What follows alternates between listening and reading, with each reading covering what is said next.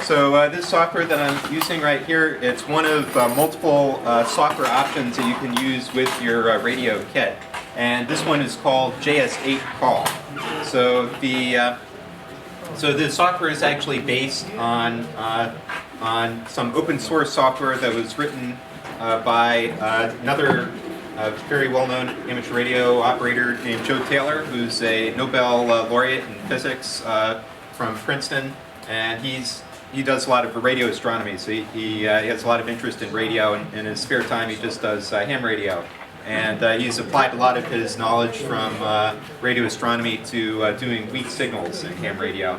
And so he wrote some software that is able to encode and decode very weak digital signals. And so that software is called WSJTX, and the digital mode is called FT8. So it's a mode which uses frequency shift keying, so it transmits within a certain, I think about 50 hertz wide bandwidth, 8 different frequencies, and uses those to encode data. So but that software is open source, so anyone can take that code and use it for other projects. So there's another ham who took that code and wrote this software based on it. So it uses the same digital mode to encode and decode data, so it works very well with weak signals.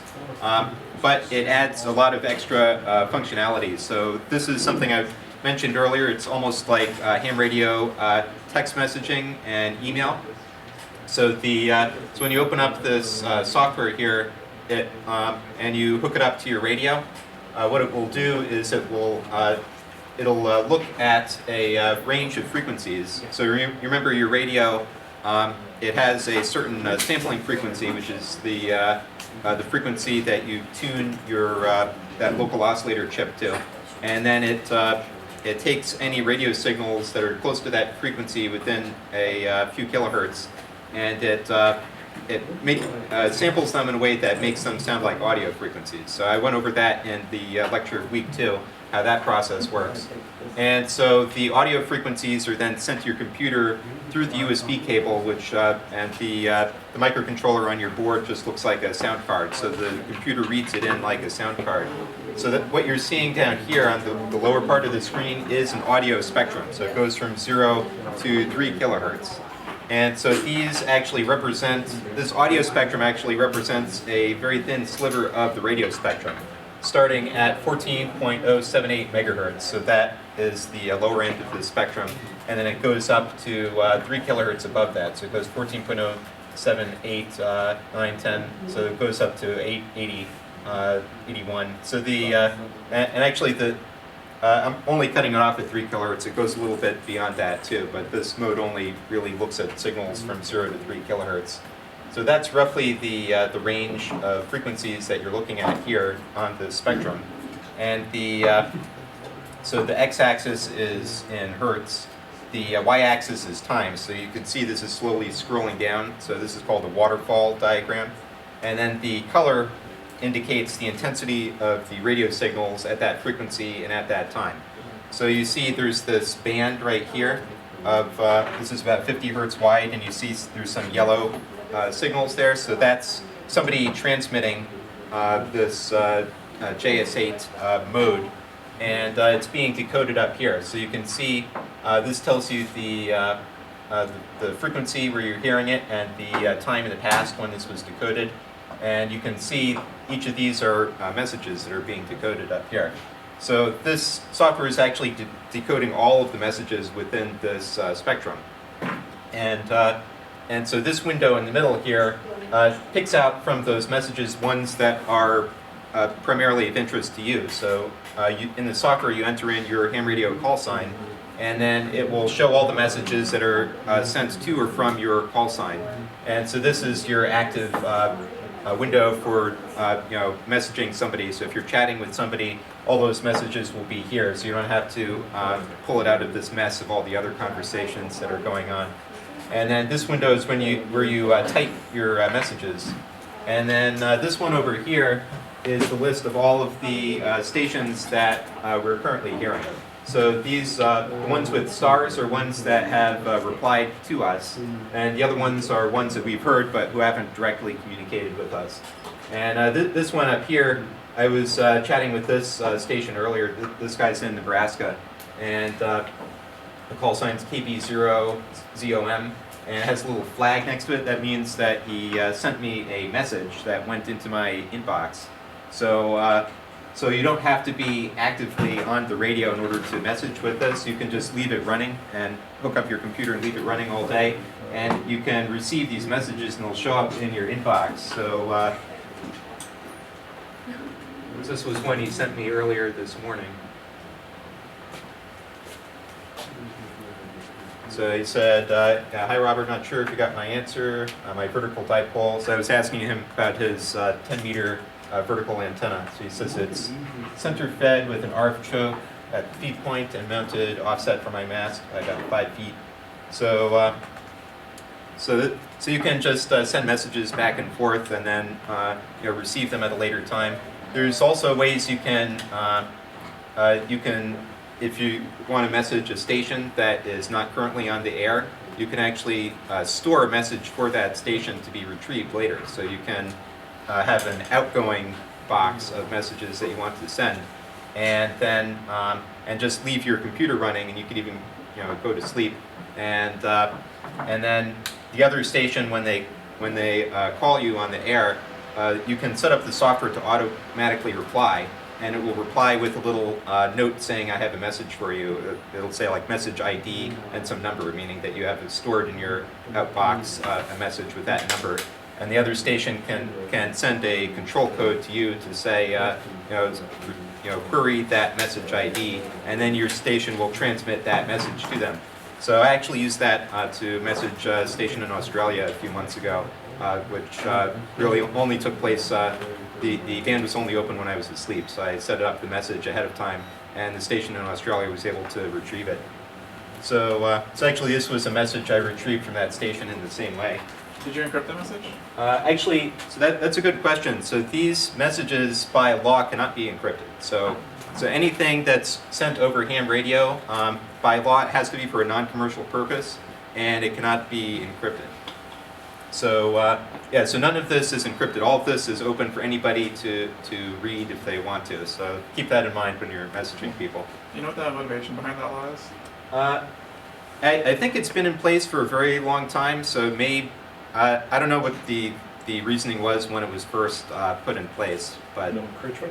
no encryption, yeah. It's because the government's always been paranoid that the radio waves will be used for spying. Yeah. And espionage. Yeah, I think it dates back probably like to World War I or World War II era where people were using... During the wars, during World War II and World War I, ham radio was closed down entirely, forbidden. So everyone was off in the air for, I don't know, 6-7 years. And it took a couple years after the Second World War before they reopened it up again. So there's a lot of concern about nefarious use of the airwaves. Mm-hmm.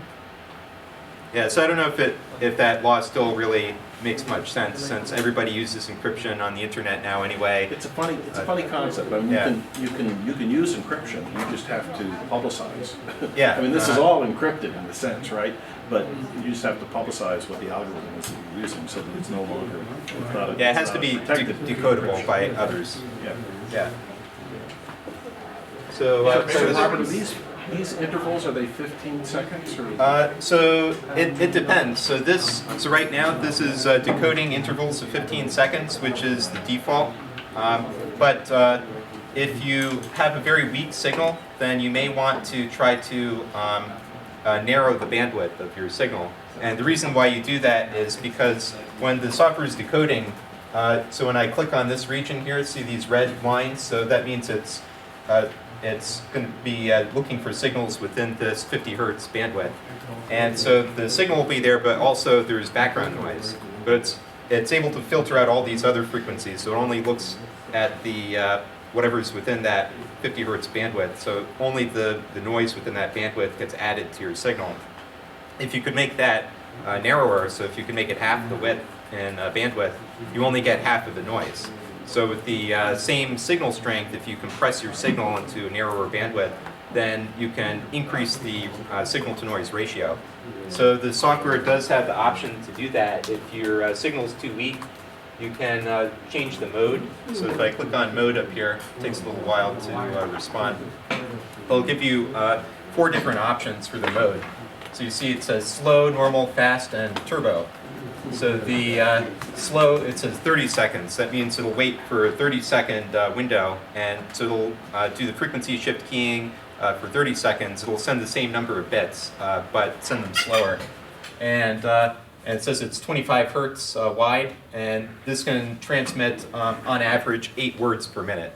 And the normal speed is 15-second window, 50 hertz wide, 16 words per minute. If you have a strong enough signal, you can increase the speed, and that'll increase your bandwidth. So as long as your signal is big enough that it can overcome whatever noise is in that bandwidth, then you can chat faster. And so you can go fast, which uses a 10-second interval, 80 hertz, and 24 words per minute. And then the fastest is this one, turbo, 6 seconds, and then 160 hertz wide and 40 words per minute. Someone just called you. Oh yeah, I'm getting a message here. So this KB0ZOM, he says, just got back. Oh yeah, so he's messaging me. So I called him earlier and asked if he could chat with me for a demo. So he told me maybe. He says he's in and out, but he might be around the computer. He's doing it right now. So he yeah. doesn't know it. He says, just got back in if you are still around. Okay. So does your QSO partner have to be in the same mode in order to? It can go cross modes. So Okay. I could be sending slow and he could be sending fast. So if he had a really high power transmitter, he could, his signal to noise would be very high. So he could send fast or turbo and I could decode it fine. But if I'm sending a very weak signal, then he might need me to be in the slow mode in order for him to be able to hear me. So you can mix them together. So yeah, let me reply back to him.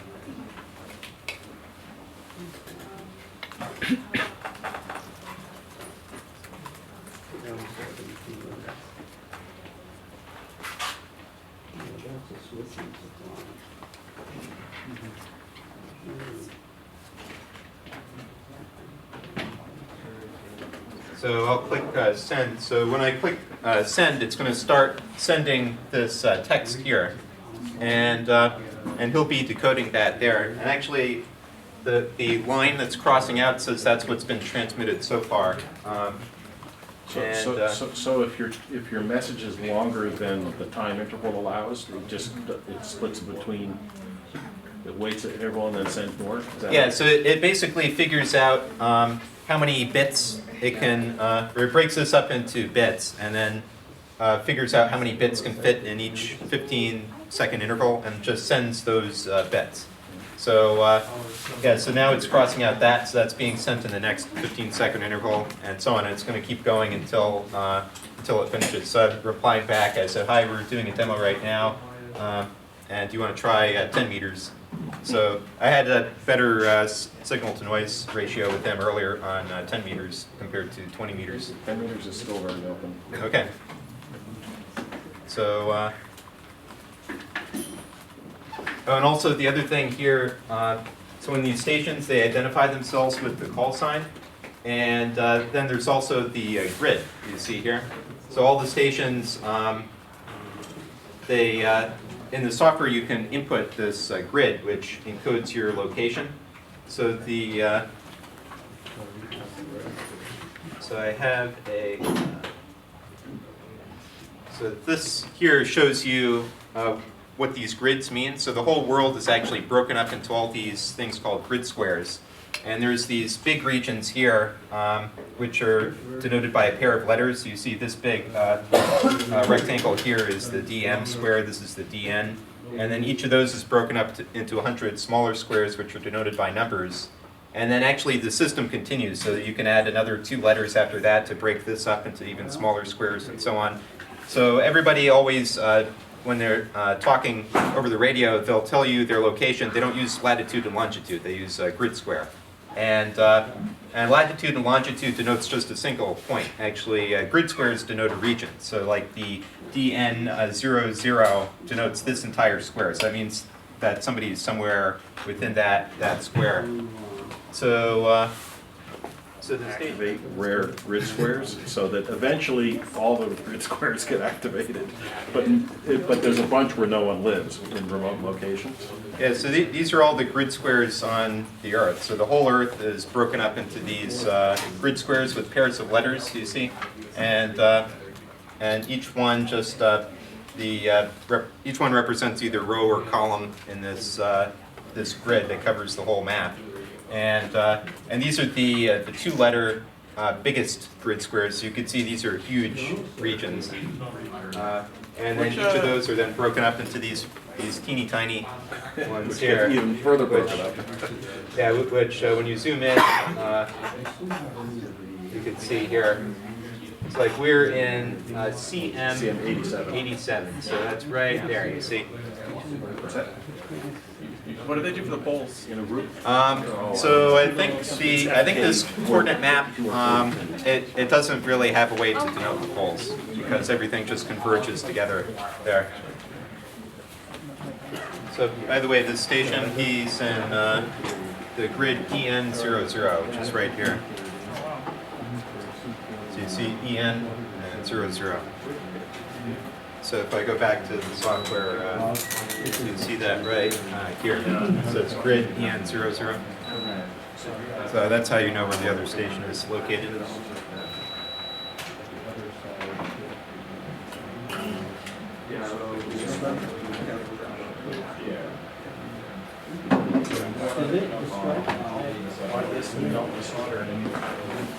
So by the way, his signal is this one right here.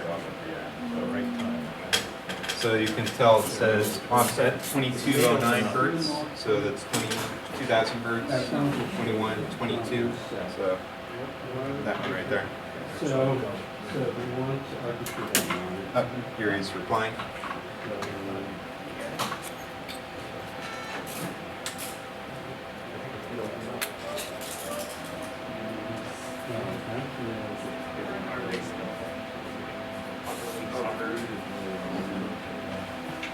So he's replying to the question about the weather, by the way. He says, it's absolutely beautiful compared to the last couple of weeks. Thank you so much. Not easy. Relatively good, just better than relatively bad. It's beautiful in Nebraska. I thought they had the vortex come in. He says, oh yeah, in the 40s instead of the teens. Oh, I guess it's passed. Uh-huh.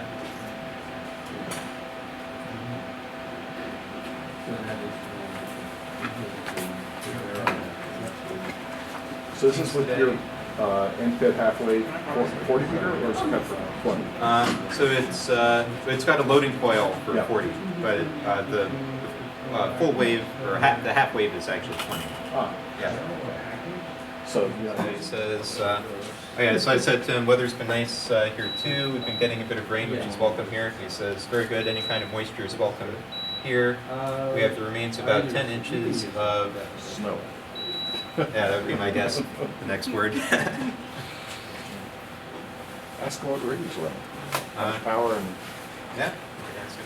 So, yeah, so there are a bunch of these three-letter codes in ham radio that begin with Q. It's something that dates back from the early days of Morse code, where people wanted to compress messages as much as possible. So, so QSO it means like a conversation or a contact.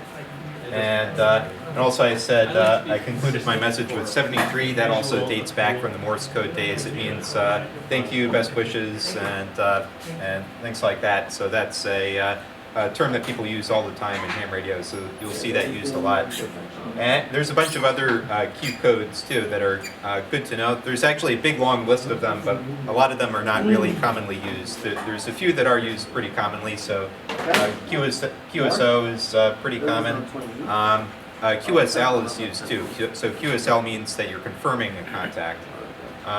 There's another one which is QSY, which means changing frequencies. So people will say QSY. So like earlier I said to him QSY 10 meters, meaning to change frequency to 10 meters. So those are, so anyway, when you start using your kits, you can learn these through experience. There's if you look them up on Wikipedia, there's a Wikipedia article just about all the Q codes. It has a list of them, so you can go through those learn what people are saying. Oh, looks like he might be coming back. Yeah. So he's using the fast mode, by the way. How can you tell? Well, two ways. So one is by the whip. The other is it'll tell you the speed up here. Oh, so he's 80 hertz. Fast, these are normal. Yeah. Okay. It's working well. That's your rig, I guess. Mhm. I wait with bated breath. QDX kit. Yeah.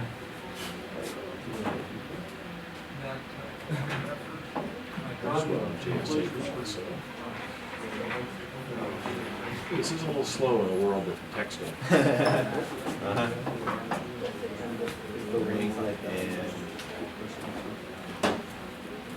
Is that his? 700.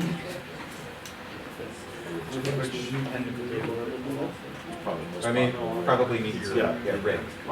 Rig on that 87, 7300, 75 watts too. Converted these terrible. It's a really small screw. On the QDX, right? I'm sure that's what he's going to say, because that is the hard part, well, other than not screwing up on the solder. Nice.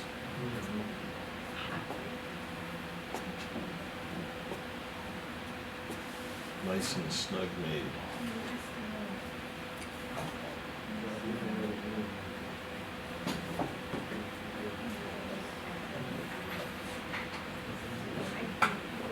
Oh, so I guess you made one too. Yeah, and made mine a touch loose, but still worked.